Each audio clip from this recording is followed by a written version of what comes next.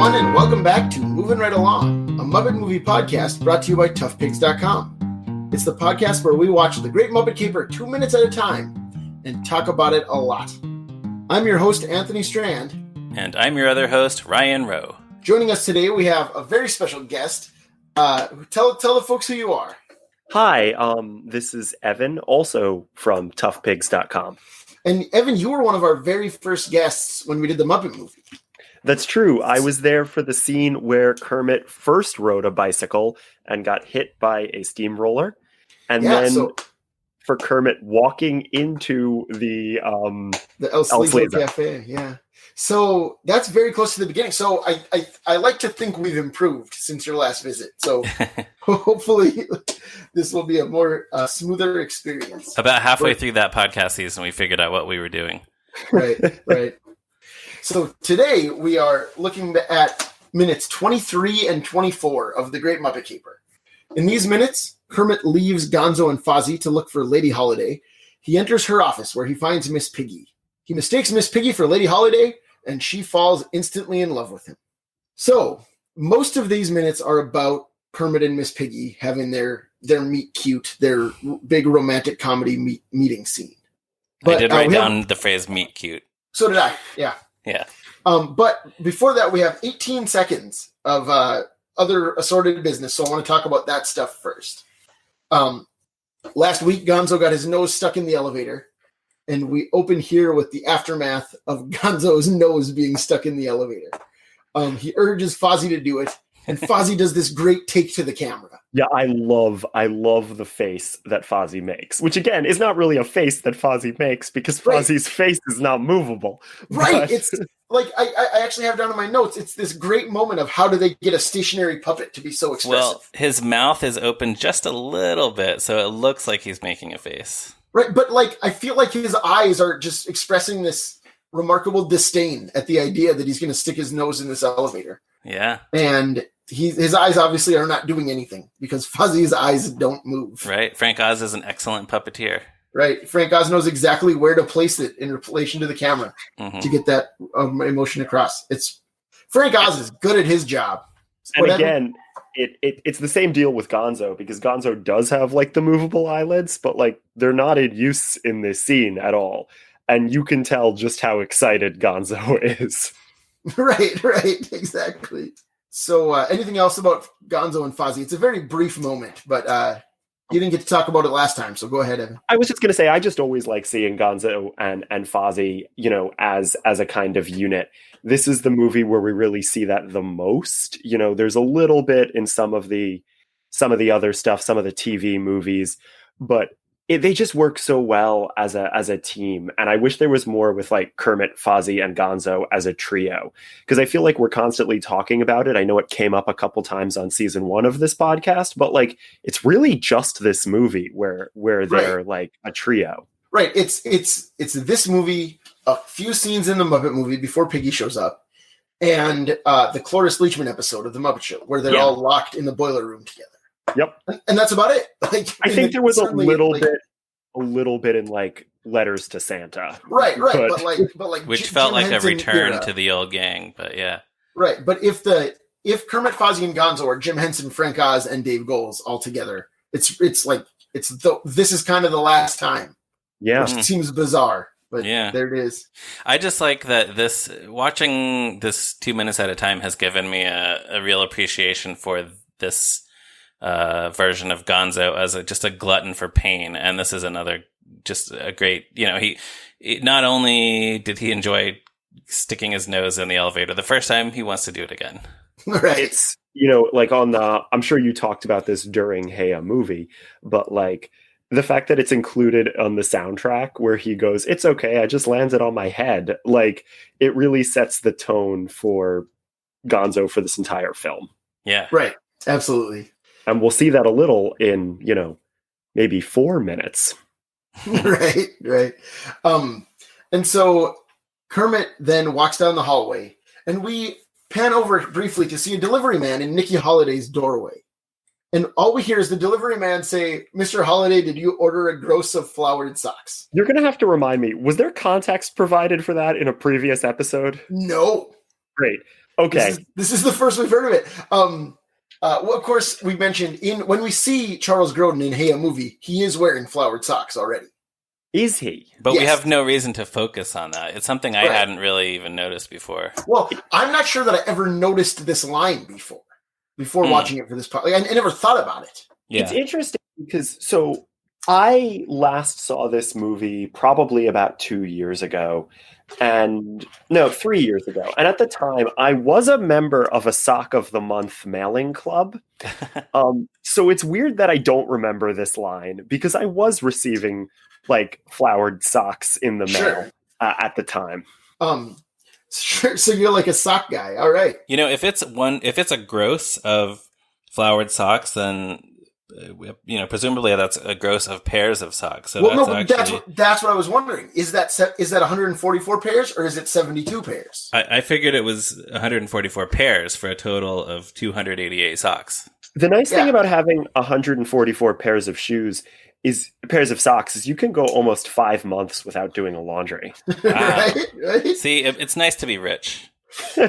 Well, it is nice to be rich. Well, and what I like is that as far as we know, we haven't seen Nikki yet, right? Like a first-time audience theoretically doesn't know that's Charles Grodin yet, right? We haven't quite put it all together.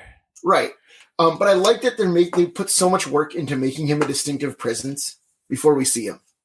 Like, the plot exposition that his sister gives earlier. And now just a random man standing in his office door telling him that he got a gross of flowered socks. And you can actually see it's much clearer in a future shot later in the movie, but you can actually see that the sign on his office door says Nikki Holiday, irresponsible parasite. Right, which is so great. Such a nice touch. Well, and I like that his sister kind of took him into the business on the condition that his door would say irresponsible parasite. You think she dictated that? Well, that title? that's how she describes him to Miss Piggy. Yeah. It's not like it's unrelated. It's not that Piggy hears that on the street. Right. She hears that from the head of the company. She has so much disdain for her brother. And to be fair, it's justified disdain. But I do love how much disdain Lady Holiday has. It's also interesting to think about the fact that this means Nikki is in the same, like he's very close in the same building to Kermit and Piggy in this scene, and they still won't encounter each other yet. Yeah. Right. Yeah. So Kermit, getting back to old Froggy Face, he enters the room to find Miss Piggy standing on the desk, practicing her acceptance speech for Model of the Year. And she talks for a second or two, a few seconds, but she walks across the desk while talking and then falls into the garbage can. And what I love is she walks across the desk after Kermit has caught her, and she doesn't fall until true, right. Okay, after Kermit says, "Excuse me." Right. Kermit says, "Excuse me." She's sort of trying to save face because he catches her in this moment of fantasy. Right. But what I was going to say about the falling is, like, there's two shots of the fall, and they combine to make it seem so natural to me. Frank Oz, like the first one, Frank is pulling her down to make it look like she's falling, and then in the second shot, he kind of like throws her from above frame down into the can. Right. Like we don't see her fall directly, but it looks like such a natural fall. I think it's so impressive. Yeah, you're right. You know what? I didn't even think about that, but it's two separate elements of Piggy falling in the trash can. That's cool. Right. Yeah, and it makes her seem like a person falling, from a height into a thing. Speaking of seeming like a person, I love any full body shot of a Muppet, and sometimes they're a little stilted, like they move a little weirdly. I really think that this is a great shot of Piggy. The opening scene, or the opening. Like when Kermit opens the door is, I guess, what I should say. Right, and she's standing on the table with her arms out. It's framed very nicely, and it's very natural. She has her arms both raised with no visible arm rods, and then she actually puts them down when Kermit comes in. So yeah. Well, I wonder if they painted the rods out. I mean, and when I say painted, I don't mean like digitally remove them like they did on more recent movies, but like actually painted them out frame by frame. Yeah, I don't know what they would do. Or, I mean, they could have put a mechanism inside her body to make the arms go up and down. I don't know. Yeah, I don't know. Good question. We should probably ask Frank Oz on Twitter. I wonder how he would respond to that. Hi, Frank. How did Piggy raise her arms up and down in that one shot in the Great The Muppet most Caper? specific question Frank Oz has ever gotten on Twitter. I wonder what it is. I think it's what kind of beans do you buy at the store? Wait, did somebody actually ask him that? No, but I want to. Well, you know where to find him. I should. That's right. At the Frank Oz Jam, what kind of beans do you eat with your jam? Right. So then, Piggy falls, and when she comes to, she sees she's kind of groggy for a second, which is such a great bit of puppetry, I think, too. Piggy just kind of laying back, going, and sitting up is very funny to me. Yeah. But when she comes to, she sees Kermit, and Kermit suddenly has animated bluebirds flying around his head. Yeah, I wanted to ask you guys. I don't recall anything like that happening in any other Muppet production. No, during Jim's tenure, post Jim's tenure. I guess other than Sesame Street, how there'll be mixes of animation and live action puppets. Yeah, as far as I know, this is the only piece of animation of certainly Disney-esque animation like this, but the only piece of hand-drawn animation. Unless we're counting Waldo. But in a Muppet movie, certainly it's the only one. I guess that's true. On the shows, I can't think of. I'm trying to think. There's things like Song of the Cloud Forest where the backgrounds are all digital, things like that. Yeah, but if we're not counting Sesame Street, there's no way we're counting Song of the Cloud Forest. Yeah, I once wrote a book chapter about the Jim Henson Hour. I always count Song of the Cloud Forest. Oh, believe me, I love. There's been pages written on how much I love the Jim Henson Hour, but still, it doesn't. Sure. And I've seen stuff like this in other movies, like I think in Little Shop of Horrors, which, by the way, a Frank Oz directed film. When Audrey sings Somewhere That's Green, isn't there a shot where she has a little animated bird on her hand? Or am I making that up? I don't. Maybe I'm confusing it with something else. It's all 50s housewife jokes. You're thinking of 9 to 5. Where Lily Tomlin's fantasy is that she's a Disney princess. When they all have that's definitely another example of something because it's all kind of riffing on the same sort of old cartoon thing. Yeah, but, I guess the Muppets didn't really do it any other times. Goes along with how this movie sort of is working in a different context than a lot of the other Muppet things. Not to say that it doesn't feel like a Muppet thing, but this is going for that kind of broader classic comedy sort of thing. That's a good point. Well, and like we talked about, Jack Rose, who co-wrote the movie, wrote Bob Hope and Bing Crosby Road movies. And they did that kind of joke in those movies all the time. Right. Where all of a sudden the camel looks at the camera and has an animated mouth or whatever. Yeah. But one thing that I did want to say also about the animation, there are no animators credited. I was trying to figure out who might have done this, but I didn't see anything. I wondered if it was original or if it was existing footage, I think the fact that it's so perfectly framed around Kermit's head suggests that it's original to me. Kermit has a weirdly shaped head. I don't know. And just the way they fly all the way around his head and then scatter. Yeah. It does seem specifically designed for this. Yeah, this is one of those mysteries, and I don't even know who to ask. Who would know? So, listeners, if anybody knows who did the animated this sequence in the Great Muppet Caper, let us know. There's a visual effects supervisor credited whose name is Roy Field. I don't know if that's the kind of thing that would be considered visual effects on a project like this, but worst comes to worst, you could tweet Frank Oz and be like, "I know you didn't direct the Great Muppet Caper." Yeah. But although I don't know, might Karen Falk know, the Jim Henson Company archivist? Yeah, we can check with her. Anyways, we'll do some more digging, and for now, let's talk about Kermit and Piggy's romantic comedy Meet Cute, like we mentioned at the top of the show. What I was just going to say is one thing that I do really appreciate about this romantic comedy Meet Cute is that Kermit is the one who's completely smitten.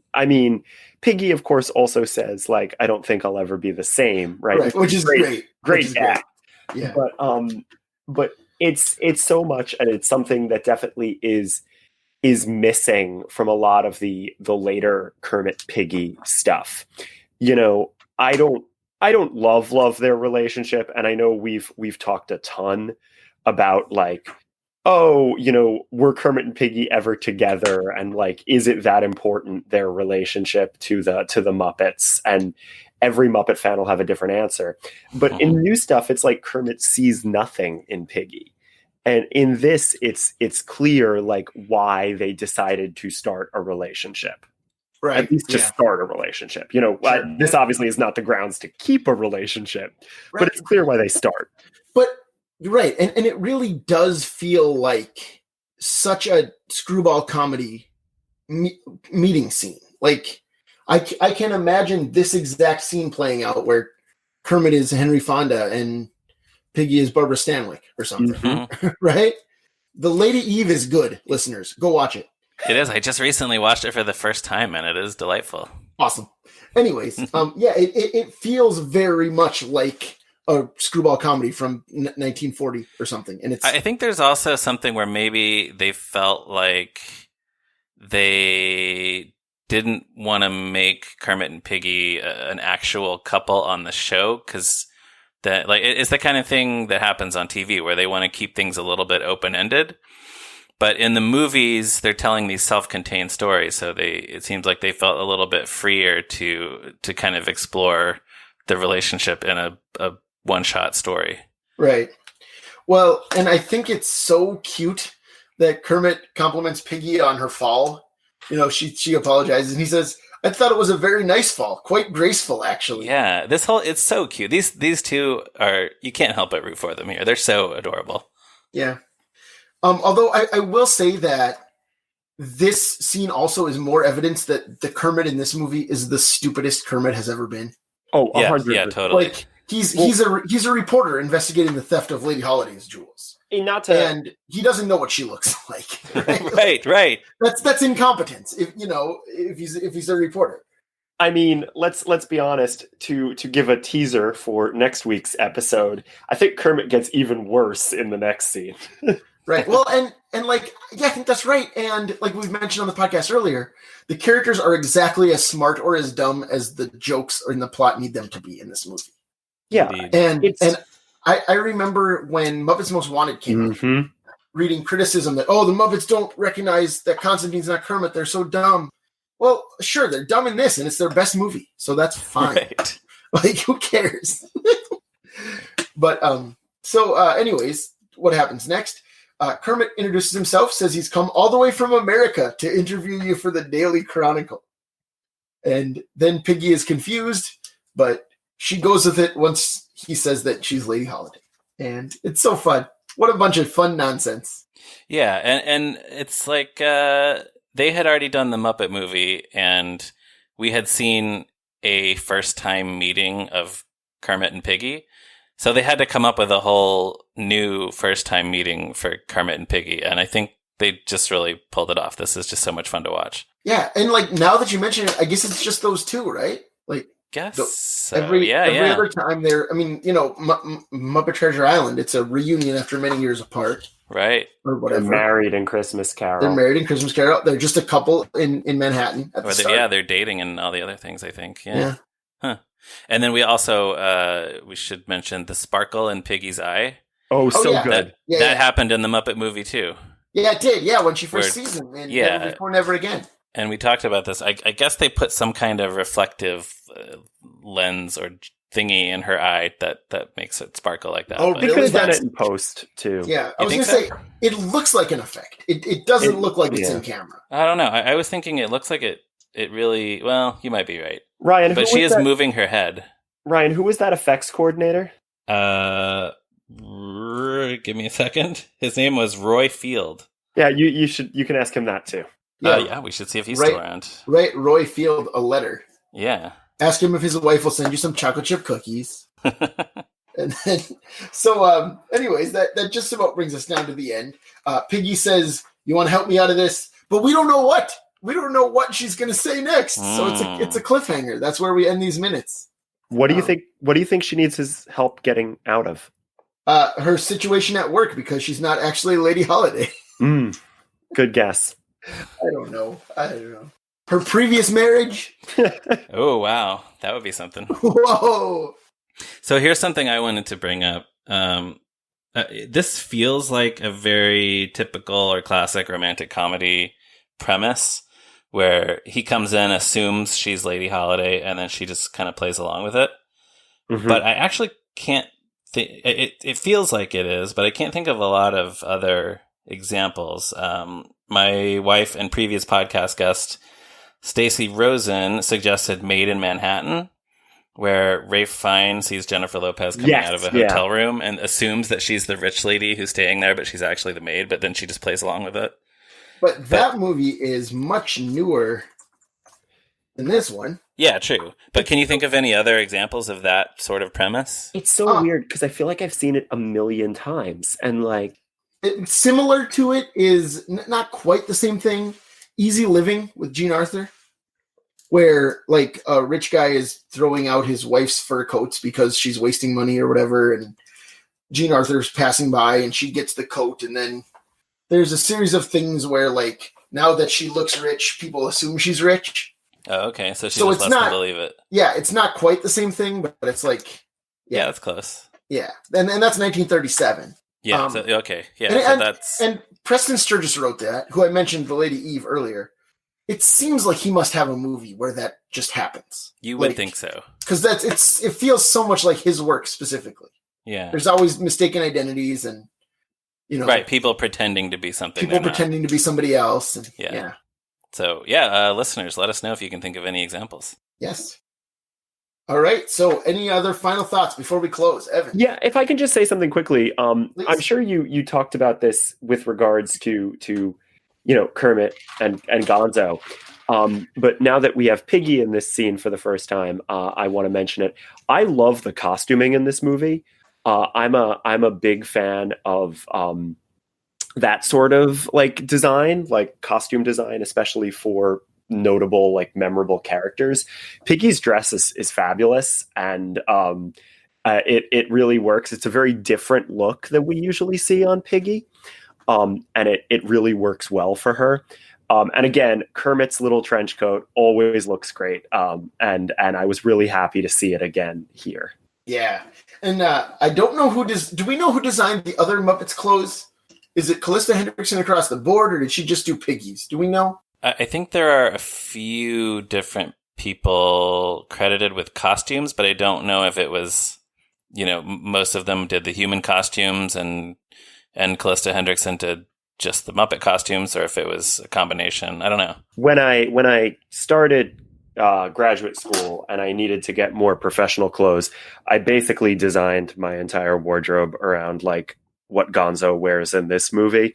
And I've since expanded that to what Gonzo wears in all of the movies. You have a purple tux, though? Not yet. Emphasis on yet. I don't really have many opportunities to wear a tuxedo. But, I all but have a chili pepper shirt in terms of my outfits. So yeah, I'm a big fan, and it was good to see them again in this clip. I forgot how much I loved it. I don't think we've mentioned this yet. This movie is the beginning of his gray sweater vest, isn't it? It's true. This is. Yeah, that's for because in the Muppet movie he wears that like white shirt with the blue vest over it. Mm-hmm. Right. Mm-hmm. Which is cool looking too. I like that look a lot. They didn't keep the sweater vest because their Muppet appearances were kind of spottier. Like there was, obviously the Jim Henson Hour, he has it. Right, but and he has it in Muppet Family Christmas, which is like true too. I feel like that's why it sticks in my mind so much. I'm sure that's true for me. Yeah, is because he's wearing it when he gets into a fight with a turkey over Camilla. So anyway, it's a great look. It is. For sure. Ryan, anything else before we close? No, I think that's it for me. All right. Well, in that case, that brings us down to the end. We'll be back next week, but please, in the meantime, check out toughpigs.com on the internet, Facebook, Twitter, all of those things. Our theme music is by Stacy Rosen. Thank you, Stacy. Our logo is by Morgan Davey. Thank you, Morgan. You can follow me on Twitter at Zeppo Marxist. You can follow Ryan at @MeRyanRowe. And Evan, where can the folks find you online? Sure. So most of the time I'm on Twitter these days, and you can find me there at Uncle Petunio, all one word. That's Uncle like Kermit or Traveling Matt, and then Petunio, like the flower, except with an O instead of an A. Also, am I allowed to do a quick plug, or? Sure, please, by all means. So if you like hearing me, and if you like superheroes and stories about superheroes, I encourage you to check out the Rollout podcast. It's an actual play podcast where we're playing through Masks, which is an RPG system themed around teen superheroes. I play a teen superhero on that show, and you can find that on Twitter at Rollout Podcast, all one word. Awesome. Sounds great. Yeah. Ryan and I are both superhero fans. That's true. As Evan well knows, and as the listeners may have picked up as well. I think you've mentioned it on the show, yes. I'm sure Once or we twice, have. maybe.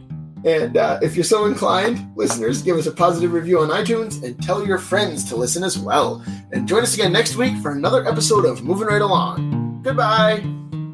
See you later.